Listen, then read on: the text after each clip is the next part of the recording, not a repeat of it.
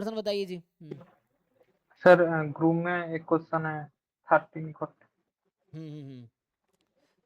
तो ग्रुप में जो आपका क्वेश्चन है कौन सा नंबर, 13 नंबर। हाँ sir. Random variable x assume non negative integer. हालांकि इस तरह क्वेश्चन ना, ये क्या है, पीवाई क्यू है।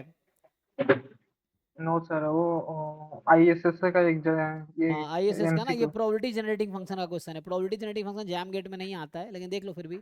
सो X non negative random variable है एंड इंटीजर वैल्यूड है, ठीक है। एंड आपको पता होगा ना कि एक्सपेक्टेशन ई की पावर, इन्होंने क्या लिख रखा है, एस की पावर एक्स। सो इसका नाम क्या है, एस की पावर एक्स का प्रोबेबिलिटी जनरेटिंग फंक्शन बोलते हैं ना इसको। पीएस लिख रखा है, तो यस। इसको बोलते हैं प्रोबेबिलिटी जनरेटिंग फंक्शन, जो कि जैम गेट के सिलेबस में डायरेक्ट तो नहीं है, नेट में आ सकता है ना। प्रोबेबिलिटी जनरेटिंग फंक्शन ये है। तो आपसे क्या पूछ रहा है कि what is the summation S की power 2n probability X less than equal to n from 0 to infinity, यही है। सो एस की power yes sir. 2n probability X less than equal to n। So S की power 2n probability X less than equal to n।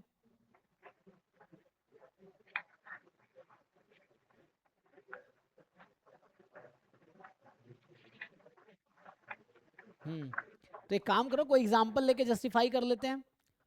मतलब prove करने के बजाय prove भी कर सकते हैं, लेकिन उसमें है ना वो लग सकता है time. So you can just, ये थ्योरम हालांकि है, उसके अकॉर्डिंग ऑप्शन बना रखा है। So you take one example. कोई ऐसा एग्जांपल बताओ जिसका सपोर्ट इंटीजर हो और नॉन नेगेटिव हो। जैसे मैं अभी कह रहा था इनको कि चलो मैं कभी अपनी मर्जी से अगर मैं कोई पर्टिकुलर एग्जांपल ले लूँ, लेट्स से एन फ्रॉम ना। सो एक्स अगर मैं इंटीजर वैल्यूड है ना, इन्होंने कहा है नॉन नेगेटिव इंटीजर वैल्यूड। तो अभी मैं चलो डी जनरेट एट जीरो पे ले लेता हूँ, तो क्या लगता है क्या आंसर आना चाहिए। मैंने ये ले लिया पहला एग्जांपल, ये कंसीडर किया अपनी मर्जी से, इसका सम क्या आएगा। So n from zero to infinity S की power 2n probability X less than equal to n। तो सारी वैल्यू पुट करो, इसको समेशन खोलो, less than equal to 0, less than equal to 1। तो यहाँ तो सपोर्ट जीरो पे ही है, जीरो के बाद तो क्या होगा। Otherwise one.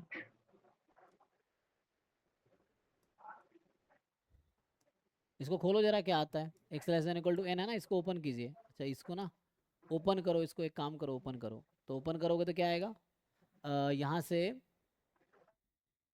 एक मिनट, जीरो नहीं, डी जनरेट एट जीरो मतलब एक ही पॉइंट पे पूरी प्रोबेबिलिटी है। तो ये हो गया ना। तो इसको ओपन करो, एस की power 0 1 into probability less than equal, ये सी डी एफ नहीं हो गया, ये कुछ ऐसा नहीं है। इट इज समथिंग लाइक, यही है ना, यस यही तो सर, है। इसको खोलेंगे तो क्या यही होगा। है। हाँ इसको ओपन करो, तो एस की power 0 1 into C D F at 0, 1 रखोगे तो S square C D F at 1, 2 रखोगे तो एस की power 4 C D F at 2, यही ना, 0 1 2, एंड एस की power 6 C D F at 3 चलता रहेगा। अब यहाँ चूंकि रीजनरेट एट 0 लिया है मैंने अपनी मर्जी से, तो ये सारी वैल्यू 1 ही हो जाएगी, ये भी 1, ये भी 1, सारी 1 हो जाएगी। तो ये हो गया, this is actually 1 plus S square S की पावर 4 एस की पावर 6। आप मुझे बता सकते हो इस सीरीज का सम क्या है।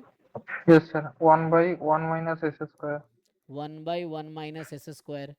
अब देखो, तो जिन ऑप्शन के डिनोमिनेटर में ये नहीं होता, ऐसे ही आउट हो गया, तो आपका डी ऑप्शन आउट हो गया, ठीक। यस। हाँ अब मुझे, अच्छा यहाँ दिक्कत ये, मैं जीरो ले लिया, तो इन्होंने भी चालाकी कर दी ना। तो इसका अगर आप निकालते, ये पी एस जो ये लिख रखा है ना, सो इसका अगर आप पी एस निकालोगे इसके अकॉर्डिंग, तो क्या बनेगा, P of S expectation S की पावर एक्स, एक्स तो यहाँ जीरो है, तो एक्स की जीरो है तो एक्स जीरो रख दोगे ना, तो एस की पावर 0 1, तो ये 1 ही आ जाएगा। तो ये आ गया 1, तो पी एस 1 आ गया। तो अभी के अकॉर्डिंग मतलब ए बी सी तीनों ऑप्शन में अभी डिस्कार्ड नहीं कर पाए हम, ठीक है, कोई दिक्कत नहीं है। तो अब मैं ले लेता हूँ कि D generate at, for example 2 ले लेते हैं, तो अब डिस्कार्ड हो जाएगा, ठीक है। So assume it is degenerate at 2। देखो एंट्रेंस में ये हेल्प करता है प्रूव करने के बजाय। ये जो एग्जांपल मैंने लिया इससे ये प्रूव हो गया, जो अभी लिया था इससे प्रूव हो गया कि डी सही आंसर नहीं हो सकता। ठीक है, यहाँ प्रूव हो गया। दूसरा एग्जांपल मैं ले रहा हूँ कि मैं मान लेता हूँ डीजेनरेट एट 2, ये मेरा रैंडम वेरिएबल है। तो इसका अगर आप पी एस निकालोगे तो ये आ जाएगा एस का स्क्वायर। ठीक, ये आ जाएगा यस ना, सर। क्योंकि वहाँ से निकालो, पुट करो इसमें डेफिनेशन में पुट करो, एक्स को 2 पुट कर दो तो ई of S square and this constant है तो पी एस एस स्क्वायर आ जाएगा। अब सिमिलरली सेम क्वांटिटी कैलकुलेट करो, ये क्वांटिटी फिर से कैलकुलेट करो। तो इसको ओपन, यही तो है, इसको ठीक से पुट करो। तो ये जो रैंडम वेरिएबल है इसका अगर आप सी डी एफ लिखोगे एफ एन, मगर C D F at C D F लिखते हैं चलो, एफ एक्स एट एक्स, तो सी डी एफ क्या होगा, 0 होगा when x less than 2 and 1 हो जाएगा when x more than equal to 2। ये सी डी एफ होगा इसका। यस तो अब इस सीरीज में पुट कर दो, यहाँ पुट कर दो आप, यही तो चाहिए था। तो इसकी वैल्यू यहाँ पे पुट करो और बताओ क्या आएगा। देखो पुट करता हूँ तो एफ एक्स 0, तो एक्स जब 0 है मतलब 2 से छोटा है तो 0 हो जाएगा। दूसरा टर्म एस स्क्वायर इंटू 0, तीसरा हो जाएगा एस की पावर 4, अब C D F at 2 1, S की पावर 6 इंटू 1, एस की पावर 8 इंटू 1, ये आपका चलता रहेगा। ठीक है, तो ये ऐसा आ गया। देखो एस की पावर 4, एस की पावर 6, एस की पावर 8, इसका सम बताओ भाई तन्मय क्या आएगा। यस सर, एस बोल की रहा हूँ। पावर 4 कॉमन ले लो, सो 1 प्लस एस स्क्वायर, एस कितना 4 कॉमन ले रहे हैं ना, हाँ एस की पावर 4। 4, एस की पावर 6 चलता रहेगा। तो ये कुछ ऐसा आ गया, एस की power 4 upon 1 minus S square. 1। Yes ठीक, तो अब देखो, अब आपको ऑप्शन से मैच करो। अब मैं क्या करूंगा, अभी हमारा ये आंसर आया, अब ध्यान से देखो आपका पी एस क्या था, एस स्क्वायर था। तो यहां से अगर लिखोगे आप पी ऑफ एस स्क्वायर कितना होगा, एस की पावर 4 होगा। Yes yes. इस डिस्ट्रीब्यूशन में पी एस स्क्वायर था हम्म। तो एस की पावर 4 होगा। तो ये आ गया P of S square upon 1 minus S square. किसके साथ मैच कर रहा है, ऑप्शन सी। तो बाकी सब आउट हो गया।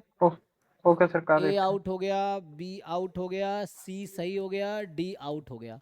तो ये काउंटर एग्जांपल ने ए बी को आउट कर दिया, तो बचा एक ही ऑप्शन, वो है सी इज करेक्ट आंसर।